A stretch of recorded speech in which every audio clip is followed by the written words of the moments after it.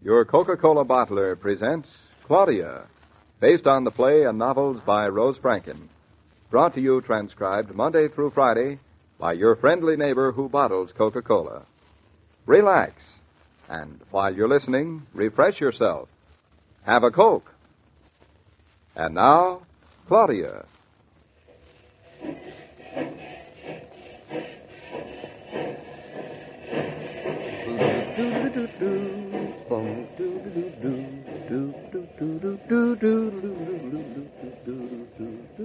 David, are you sure her train didn't get in already? Whose? The new Maid? Of course. Whose do you think? Of course it didn't get in. Her train isn't due until mine leaves. Maybe hers was early. There hasn't been an early train here at Eastbrook Station in years. Besides, there's no one standing on the other platform. But if her train was early and she didn't find me at the station, she'd have thought there was a mistake. She'd have gotten back on and gone away. You wish that had happened, don't you? Who, me? Yeah. Don't try to sound so innocent. Greedy. You don't want to share your kitchen with anybody else. I don't want to share my budget with anybody else. It's big enough. Besides, hiring a maid this way is so complicated. I don't see how it can possibly come out all right. Now, what's complicated about it? Well, firstly, I don't even know what she looks like. Now she's going to come and live in our house. Doesn't that make you feel queer? Not particularly. The agency recommended her, you said. Well, I've never seen the agency either. Well, you told me it was a very good agency. Is? The best in New York. Is. But I've never hired a maid over the telephone before. Oh, that's progress. You have to get used to it. Oh, that's progress? Mm-hmm. That's progress, all right. I should have gone to New York myself to find her. That's the whole point of having a maid. What is? To save you running around, doing a lot of things you don't have to. Especially now. Especially now. Just because I'm becoming a mother, you want me to act like a bookend? Exactly. Except that I won't make you stay on the mantel. You can sit in the chair. Thanks a lot. Oh, nothing to it. Very nice of you. But aren't you, you aren't to try to keep the whole house going by yourself. Do you know realize what we have to give up to have a maid? Oh, sure. Means no caviar, no champagne. No champagne, and no new car either. That's right. And no new suit. On the farm, I won't need new suit. Oh. Overalls, thank you. But a maid costs so much money, and David, we have got to economize. We figured it out yesterday. Mm-hmm. Remember? We settled it all yesterday, too. With the baby due in 2 months. Someone to help you is not an extravagance. She probably won't be any good at all. You wait and see. I think she'll be wonderful. I only hope that she likes us. She'll probably give us finger bowls with every meal. Finger bowls are fine. Just so she gives us coffee, too. Oh, she'll probably make terrible coffee. I bet you she isn't a very good cook. What'll you bet? Then we'll live on eggs and milk and no complaints. She won't cook eggs and milk. Her specialties are probably creamed oyster plant. Then we'll just learn to like creamed oyster plant. Oh. Well, I don't see why you're being so nice to her. We are paying her to live in our house for nothing. And think how much it costs us. I'm nice to her because maids are so scarce nowadays. And darling, please make a desperate, all-out effort to like her. All out? Mm-hmm. That sounds like an order. It's meant to sound like an order. What do you think she'll look like? Oh, she'll probably look like a horse. Like a horse? Mm-hmm. Or as strong as one, I hope. Hey, here's my train. Oh. And your new maid is coming in on the other track in about 10 minutes. I'm as nervous as though I were taking a job. Well, you better go around under the tracks and meet her, darling. I'll take the car. She'll have baggage. Good hunting, darling. Yeah, what train are you coming out on tonight? The 6:14. I'll be there. Goodbye, darling. Goodbye, darling, and good luck. Thanks.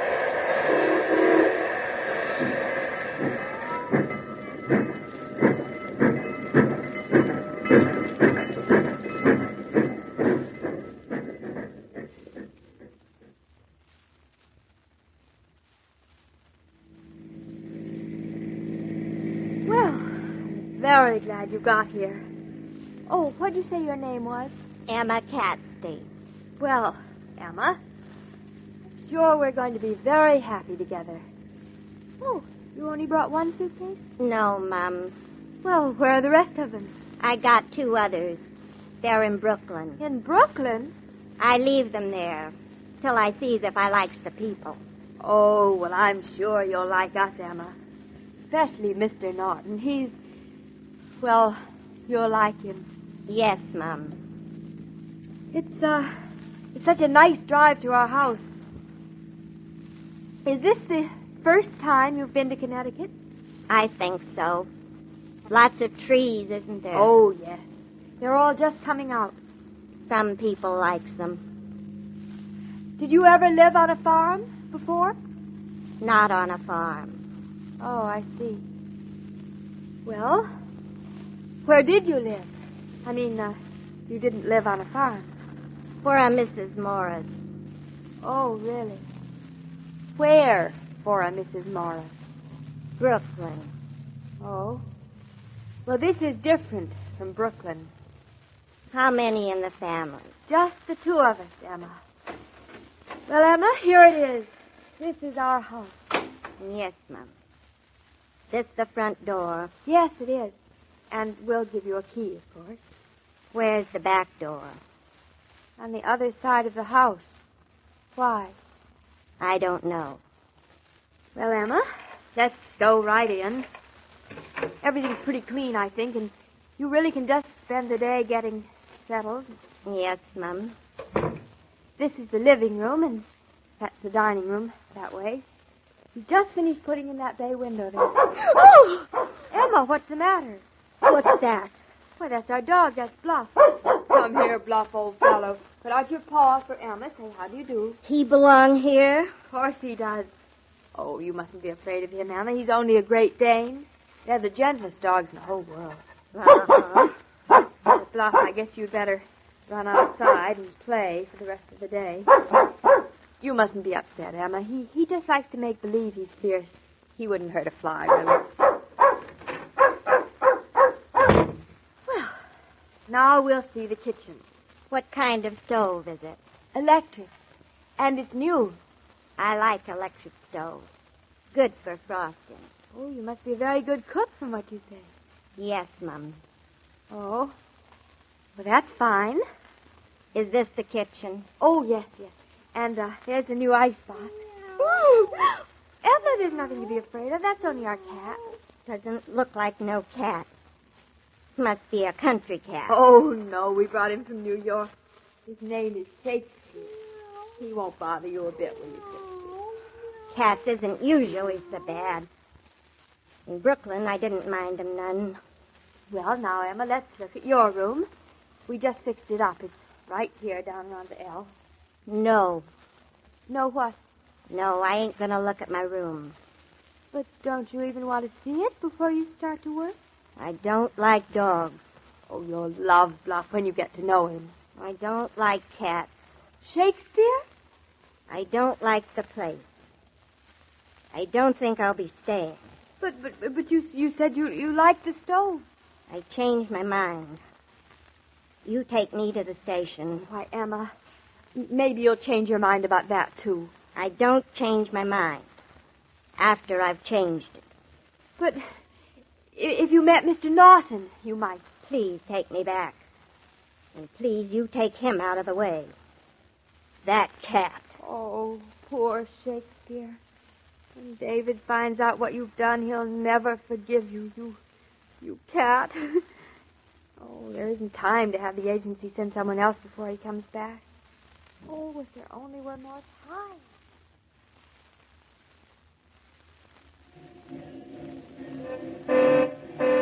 David! Hi, hello. Here I am. That's good. Here I am, too. Hello. You look nice. You look wonderful. Well, tell me, how is she? Oh, simply marvelous. Oh, boy, that's a break. All the way back, she told me about the things she can bake. She's an expert on frosting. Frosting? Sounds like a real cook. I'll bet she is. And tell me, is she a good houseworker? Oh, I suppose. Oh, that is great. Come on, let's go home. You know, we are awfully lucky. Are we? We sure are. Why? Because we found a maid who... Now, see here, we decided we wanted a maid, and you've got a good one. Yes. Now, tell me, don't you like her better than you expected to? David, I hate her. You hate her? Yes. Now, see here, darling, this nonsense has gone far enough. Here, let's turn off the motor and thrash this thing out right now. I never want to see her again. Hey, you sound serious. What sort of a dragon is she? I can't wait to get home and see for myself. You won't. I won't what? You won't see her. She's gone. She left. She left? Just like that? Just like that. Why on earth didn't you say so right away? I thought you'd be angry. Angry? I am angry. Claudia. Yes, darling? Now tell me. Just what did you say to her? I just didn't say anything to her. Bluff said something to her. Bluff? Shakespeare said something to her. Shakespeare? I said nothing at all. Then she made me take her away.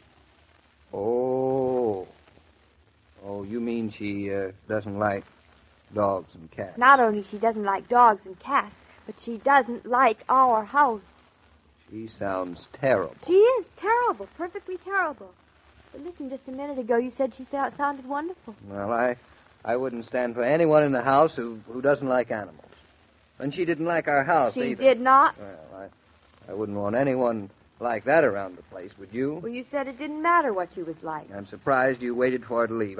I would have asked her to leave before she got a chance to say anything. But we've got to have a maid, darling. Now, we don't have to take just anybody, Claudia. It's still our house. Oh, David, I love you. Of course, darling. She was terrible, but it's partly your fault. My fault? When you've hired someone who's going to do the work around the house, like a new maid, the first day you've got to treat her with kid gloves. David, I did. Kid gloves. No. You mustn't ask her to make dinner the first day. But, David... In fact, when you have a new maid, you've got to invite her out to dinner the first night. The very best restaurant you can find. David, are you crazy? Of course.